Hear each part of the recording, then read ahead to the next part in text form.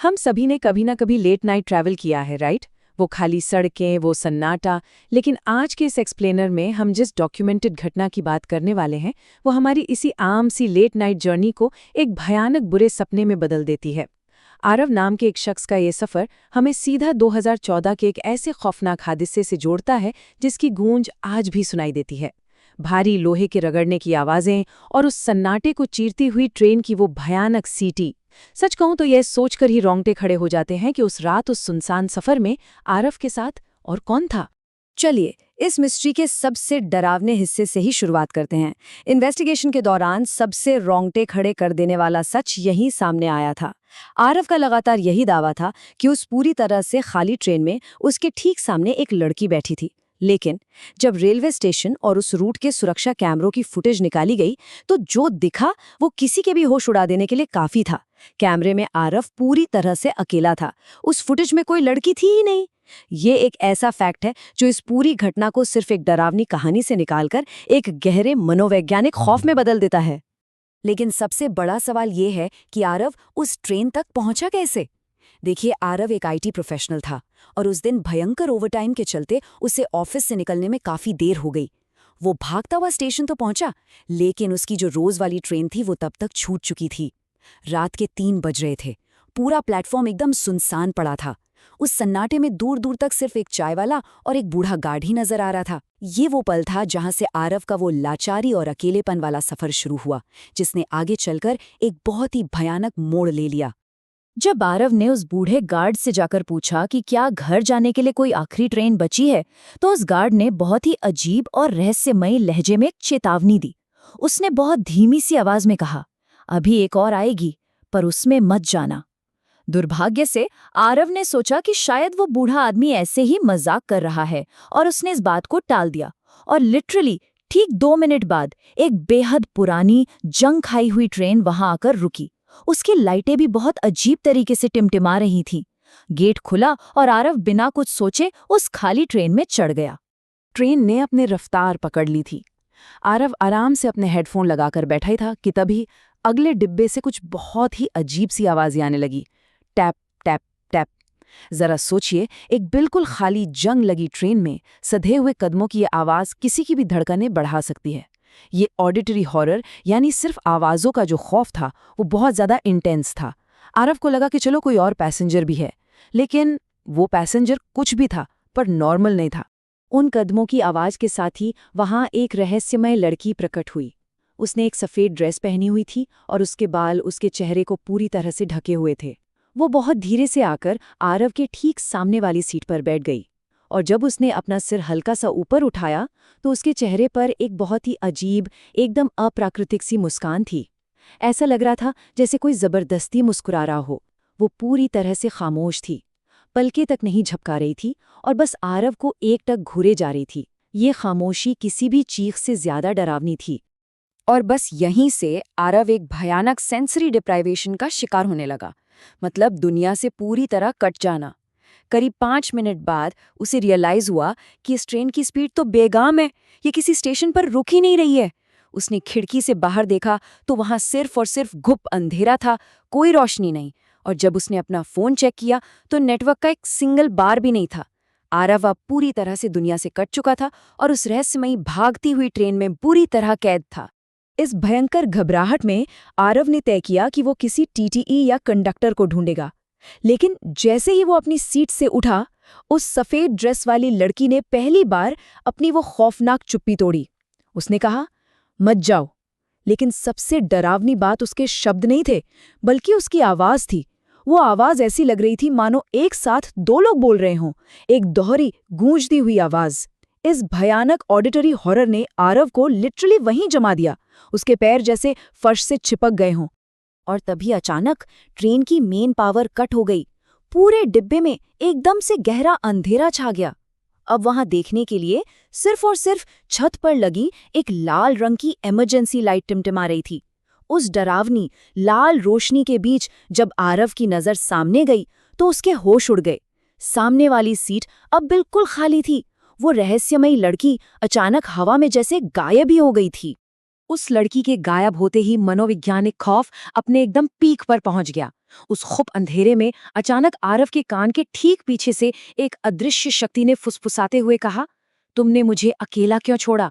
आरव झटके से पलटा, लेकिन पीछे कोई नहीं था, कोई भी नहीं। डर के मारे उसकी सांसें अटक गईं और दिल की धड़कनें इतनी तेज हो गई कि उसे अपनी ही छाती में धक धक सुनाई दे रही थी। लेकिन वो फुसफुसाहट वहीं नहीं रुकी। पलक झपकते ही वो एक भयानक शोर में तब्दील हो गई। Help me, help me! पूरे डिब्बे में अचानक दर्जनों लोगों के एक साथ रोने, तड़पने और चीखने की आवाजें गूंजने लगीं। बिल्कुल ऐसा साउंड जैसे वहां कोई बहुत ही भयानक हादसा हो रहा हो और लोग जान बचाने की भीख मांग रहे हों। इस दर्दनाक और अदृश्य ऑडिटरी हॉरर ने आरव को इस कदर खौफजदा कर दिया कि वो अपनी जान बचाने के लिए बेतहाशा भागकर अगले डिब्बे में घुस गया। और अगले डिब्बे में जो नज़ारा था वो विजुअल हॉरर के स्केल को एक अलग ही लेवल पर ले जाता है। आरव ने देखा कि वो पूरा का पूरा डिब्बा लोगों से खचाखच भरा हुआ था, लेकिन उनमें से कोई भी इंसान जिंदा नहीं था। उन सब की त्वचा एकदम पीली पड़ चुकी थी, किसी लाश की तरह। उनकी आंखें पूरी तरह से काली थीं, उनमें कोई पुतली नहीं थी और वो सभी एकदम खामोशी से अपनी गर्दन घुमाकर सिर्फ और सिर्फ आरव को घूर रहे थे। सच में ये एक ऐसा दृश्य था जिसे देखकर कोई भी इंसान अपना दिमागी संतुलन खो बैठे। उसी खामोश और डरावनी भीड़ के बीच से अचानक एक छोटा सा बच्चा धीरे धीरे चलकर आरव की तरफ आने लगा। ये पल शायद इस पूरी घटना का सबसे डिस्टर्बिंग हिस्सा है। उस मरे हुए बेजान से दिखने वाले बच्चे ने आरव के पास आकर सिर्फ इतना कहा, दीदी अभी भी तुम्हारा वेट कर रही है। अब ये पूरी तरह से साफ हो चुका था कि वो सफेद ड्रेस वाली लड़की कोई आम पैसेंजर बिल्कुल नहीं थी और ये ट्रेन अब इंसानों की दुनिया का हिस्सा नहीं रह गई थी। उस बच्चे के इतना बोलते ही वो पूरा का पूरा डिब्बा, वो सारे मरे हुए लोग एक झटके में अपनी सीटों से खड़े हो गए।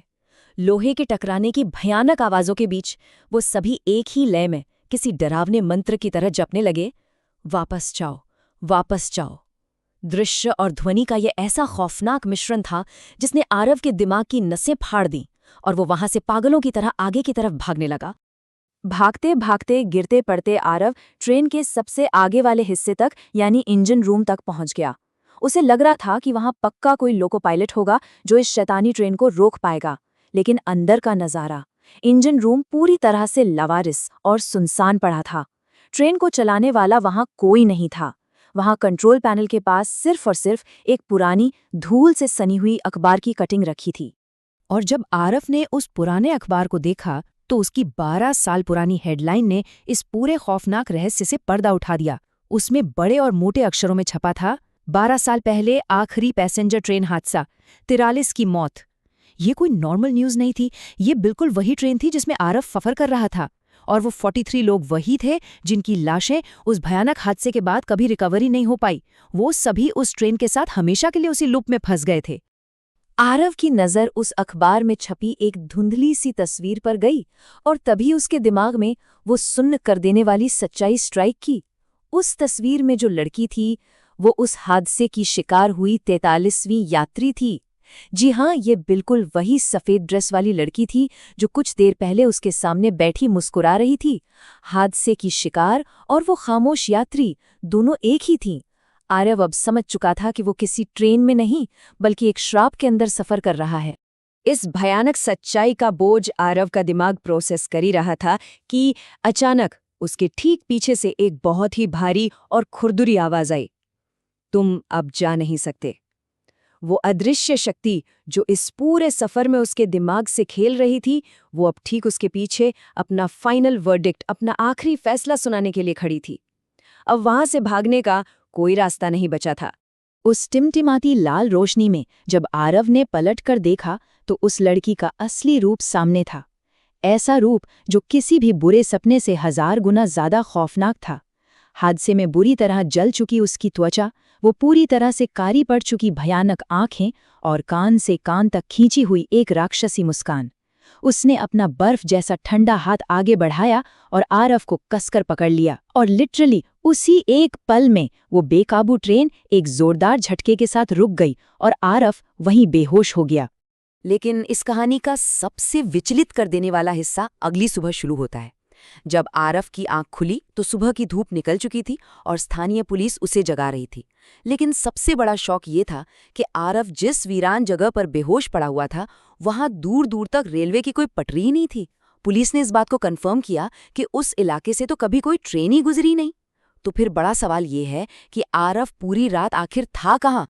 इस नामुमकिन से सवाल का जवाब आरव की अपनी ही जेब में पड़े एक सबूत में छिपा था।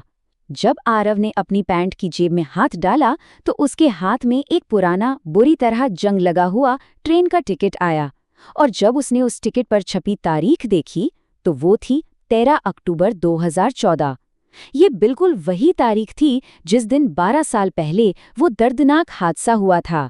अतीत का वो खौफनाक पल और आज का वर्तमान दोनों एक साथ बुरी तरह टकरा गए थे। इस एक्सप्लेनर के अंत में एक बहुत ही गहरा और डरावना सवाल हमारे सामने आता है। जो इंसान शारीरिक रूप से तो उस जगह से वापस आ गया, लेकिन क्या वो मानसिक रूप से कभी वापस आ पाया? 2014 के उस दर्दनाक हादसे की चीखें और वो अनसुलझे रहस्य शायद आज भी उसी मिडनाइट एक्सप्रेस के साथ उस रूट पर भटक रहे हैं। क्या आरव की आत्मा का एक हिस्सा हमेशा के लिए उस सफ़ेद ड्रेस वाली लड़की के साथ उसी अंधेरी ट्रेन में कैद हो गया? ये एक ऐसा सवाल है जो हम सबको इस बात पर गहराई से सोचने पर मजबूर कर देता है कि अंधेरे में सफ़र करते वक्त हम असल में कितने अकेले होते हैं।